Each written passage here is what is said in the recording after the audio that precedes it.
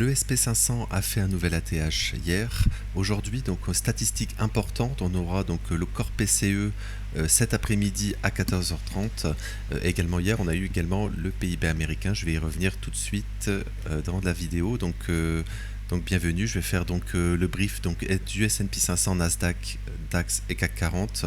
Donc avant de commencer, donc n'oubliez pas, j'ai fait donc un Discord de la chaîne, donc le lien en description, n'hésitez pas à nous rejoindre. Alors donc le calendrier éco, donc hier on a eu le PIB américain donc, qui a été supérieur aux attentes. Donc j'ai fait une vidéo hier soir à ce sujet, donc elle va apparaître en haut à droite de votre écran. Donc en fait c'est pas vraiment positif, j'explique pourquoi. Enfin du moins c'est positif ici, mais c'est que du court terme finalement. Donc n'hésitez pas à aller voir cette vidéo. Et aujourd'hui donc le corps PCE.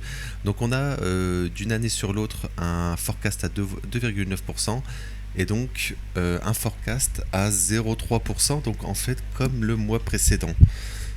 Donc je vais passer donc au graphique. Hein. Regardez. Donc en fait le corps PCE a généralement un mois de retard en fait par rapport au prix à la production PPI. Donc j'en ai déjà parlé plusieurs fois, mais je vais le redire rapidement. En fait on pourrait peut-être avoir une belle surprise, tout simplement parce que regardez donc le PPI, hein, les prix à la production, donc avec un mois d'avance. Hein. Donc par exemple on a déjà les stats de juillet, alors que sur leur corps PCE on les a pas, on les aura tout à l'heure justement. Donc si on regarde donc le PPI, donc par exemple en janvier et en mai on était sur une hausse du PPI, et donc si on regarde le corps PCE, en fait c'est en février et justement juin on voit il y a une hausse par rapport au mois précédent. Et si on fait l'inverse, on a eu une baisse en février par exemple, et on a également une baisse en juin par rapport au mois précédent. Et là on voit que donc en mars et justement en juillet, donc aujourd'hui, on devrait donc avoir une baisse. Regardez en mars, hein, on a eu les prix de la production qui étaient en baisse en février ici, regardez, on a eu un corps PCE, un PCE en baisse en mars. Et donc logiquement, on attend aujourd'hui, regardez, le mois précédent on était à 2,6%, et aujourd'hui on attend 2,9%, donc vraiment bien plus haut que les niveaux ici. Donc en fait je pense que c'est un plus haut depuis, depuis presque le début d'année, hein, regardez, oui, depuis octobre, depuis, on attend en fait techniquement depuis octobre 2023. Oui, alors vraiment un plus haut de, de presque 2 ans sur le corps PCE, enfin sur le PCE de l'année, enfin sur l'année de juin, enfin de juillet à juillet.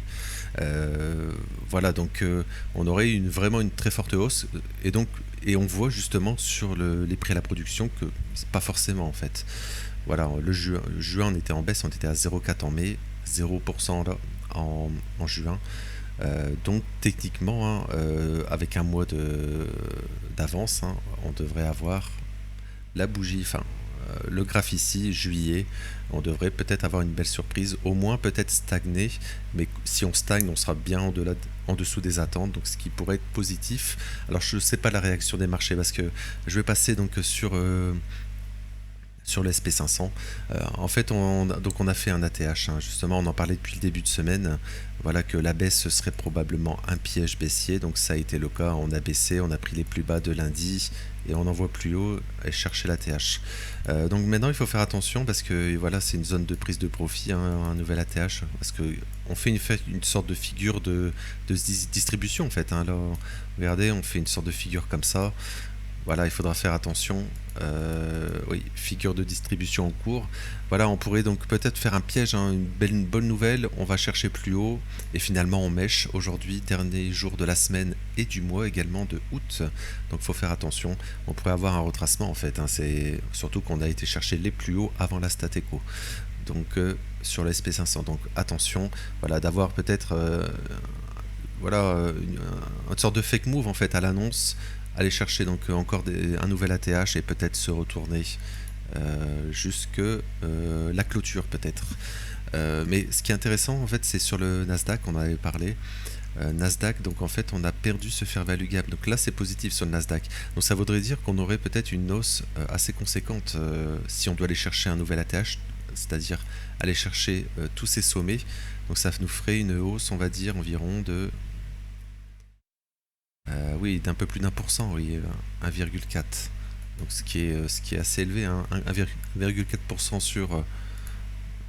sur le SP500, on va dire 1%, parce que peut-être qu'il va, momentum va un peu baisser dessus. Oui, ça fait vraiment, oui, ça fait vraiment des niveaux hors des bols ici, par exemple. Donc ça fait vraiment, oui, une forte hausse en fait. Euh, voilà, faudra voir le momentum finalement, mais voilà un nouvel ATH logiquement sur le Nasdaq, hein, pour revenir au Nasdaq. En perdant ce fair value gap baissier, là, le carré, le rectangle rouge, techniquement, donc on devrait aller chercher en fait tous ces sommets ici. On n'a pas encore été chercher celui-ci, il reste celui-là, celui-là et celui-là. Voilà. Voilà, donc voilà, ça serait les objectifs à court terme. Ou peut-être, hein, ça je ne sais pas, peut-être on va faire un nouvel ATH, en fait, une nouvelle mèche comme ça peut-être. Avec le SP500 nouvel ATH, et peut-être on va faire un retracement de fin de semaine, hein, totalement, et la semaine prochaine, début du mois de septembre, pardon, et nouvelle semaine, peut-être qu'on irait tout simplement aller chercher en fait le Previous Monthly High. En fait c'est cette bougie de cette semaine, enfin de ce mois-ci, mais ça sera donc la bougie du mois précédent la semaine prochaine, et peut-être on ira la chercher en début de semaine, enfin début de mois, et ensuite peut-être retracer, hein, l'objectif. On peut retracer, hein, jusqu'à ces niveaux en mensuel. Pareil pour le SP500, hein, ça serait logique tout simplement parce qu'on enchaîne donc 5 mois de hausse consécutive. Voilà, donc généralement quand il y a 5 mois, par exemple, j'en vois plusieurs ici, 1, 2, 3, 4, 5, on a un petit retracement, 1, 2, 3, 4, 5, un petit retracement, etc. Voilà, après c'est pas une science exacte, hein, mais voilà, on pourrait avoir une petite correction, hein, totalement. Au mois de septembre justement, surtout avec le peut-être un sell the news sur les taux, l'inflation justement, parce qu'on le voit ici, hein, le core PPI en juillet a été vraiment très fortement en hausse.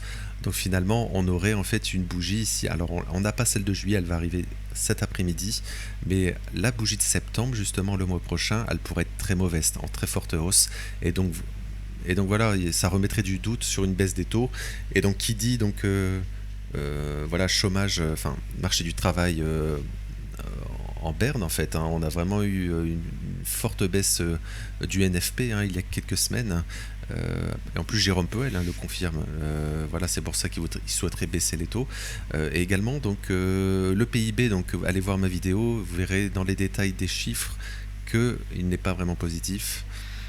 Et également donc une inflation en hausse, et donc tout cela c'est les critères pour la stagflation, et donc ça c'est pas du tout pricé bien sûr. Voilà, donc attention à ces nouveaux narratifs qui pourraient arriver et qui ne sont pas pricés. Donc je vais passer donc sur le DAX. Donc le DAX reste faible finalement, donc pour le moment on n'a pas été chercher ici. Voilà, cette zone ici on pourrait y aller aujourd'hui, pourquoi pas, mais il reste faible. Alors pas grand chose à dire finalement. Regardez, oui. En fait on n'a pas du tout respecté ici, on avait une sorte de canal ici, et pour le moment bah voilà, on passe en fait les marchés européens, en fait surtout avec le CAC 40, sont devenus beaucoup plus faibles alors qu'ils étaient beaucoup plus forts la semaine passée, par exemple la semaine passée, il y a 2 semaines. Regardez ici comme on avait bien rebondi. Donc voilà, pour le moment pas grand chose en fait, on n'a pas de prise de liquidité ou autre en fait, techniquement. Regardez, on va dire quelque chose comme ça, grossièrement, voilà, quelque chose comme ça, peut-être revenir ici et finalement aller chercher tous ces stops ici, hein, aller vraiment chercher tous ces stops.